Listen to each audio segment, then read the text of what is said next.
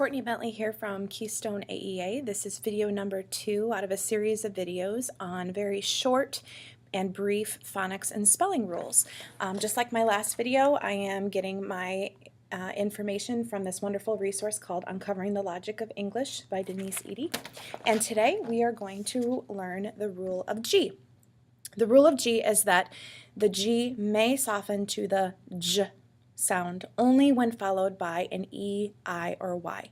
Otherwise, the G says the G sound. So for an example, allergy is followed by a Y at the end of the word, so that softens the G to the J for the word allergy. In the word germ, followed by an E, so it softens to the J sound in germ. And in ginger, there are 2 G's in the word ginger, and in both cases it's followed by an I and then it's followed by an E, so both of the G's soften to the J sound for ginger.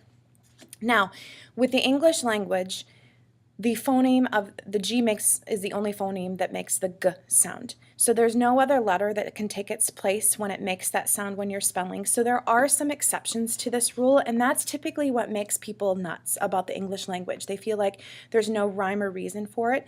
And so if you just hang on for just a second, I'm going to explain the exceptions, but there is a rhyme or reason for it. And if you just kind of start to see those patterns and see the reasons why, it does make sense. So for example, in the word get, typically we would say that it would soften to a J sound, but because there's no other letter that can make this sound here, that's why we spell the word get with this G. Same thing with begin. Because G is the only phoneme that makes the G sound, that's the letter that takes its place for the spelling in begin. And then another example would be for gift. We need that G sound in that place, and that's the letter that represents that sound. So therefore, that would be an exception to the rule. Now, remember, there is a method to the madness. The only time G says J is when it is followed by an E, I, or Y. So otherwise, it is always the hard G sound. So there's just a few times when it softens to the J.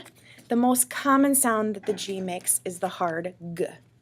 It is always at the end of a word that it says the G, such as leg and egg. It is always the hard G sound before a consonant, such as glad and magnet. And it's always a hard G sound before the vowels A, O, and U.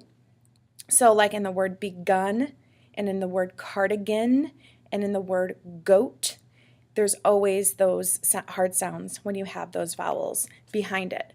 So while there are a few exceptions, just like there will be in the following videos, there's always a couple exceptions to the rule because of either the origin of the word coming from a different language or there needing to be that phoneme in that place. The general rule is that G may soften to a J sound only when followed by an E, I, or Y. Otherwise, G says G.